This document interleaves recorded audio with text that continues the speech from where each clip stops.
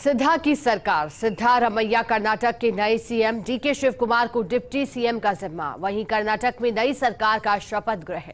सिद्धारमैया की शपथ, विपक्ष का शक्ति प्रदर्शन, क्योंकि सरकार वहां बनी है कांग्रेस की। 10 मई को चुनाव मतदान हुए थे और फिर 13 मई को नतीजे आए थे, लेकिन ये उठापटक कई दिनों तक चलती रही क्योंकि सीएम के नाम को लेकर कुछ शंका बनी थी। और वो शंका इसलिए क्योंकि 2 प्रमुख चेहरे जो उभर कर आए थे, जिसमें सिद्धारमैया और डीके शिव कुमार का नाम था। सिद्धारमैया जहां कर्नाटक के मुख्यमंत्री रह चुके हैं 2013 से 18 तक, और फिर उसके बाद डीके शिव कुमार जिस तरह से कांग्रेस के प्रदेश अध्यक्ष कर्नाटक के रहे, उनकी भूमिका संगठन में जिस तरह से सक्रियता रही, उसके बाद ये लगातार कशमकश की स्थिति बनी थी क्योंकि मनाना थोड़ा मुश्किल हो रहा था आलाकमान के लिए।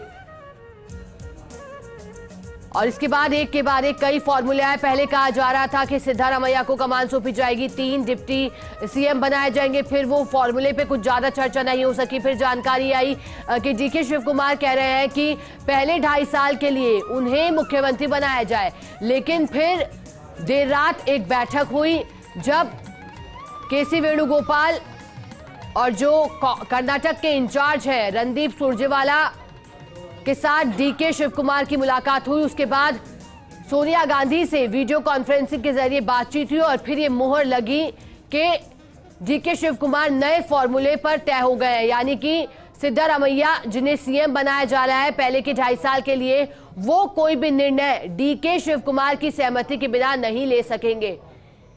अमूमन डिप्टी सीएम होने के नाते उतनी शक्तियां आपके पास नहीं होती, लेकिन जो फॉर्मूला नया तय हुआ है, हर एक डिसीजन लेने से पहले राय ली जाएगी डीके शिव कुमार की और उनकी सहमति होना भी बेहद जरूरी।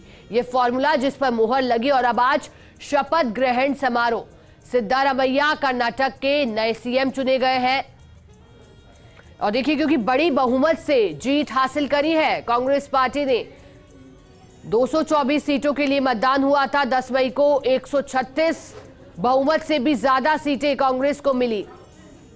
बाकी पार्टियां किस तरह से सिमट कर रह गई, क्योंकि पहले ही जानकारी थी कि जेडीएस का साथ चाहिए होगा जो भी पार्टी कर्नाटक में सरकार बनाती है, लेकिन जब पूर्ण बहुमत कर्नाटक में कांग्रेस पार्टी को मिला, बहुमत से ज्यादा सीटें वहां हासिल की। जेडीएस करीब 19 सीटें जेडीएस को प्राप्त हुई।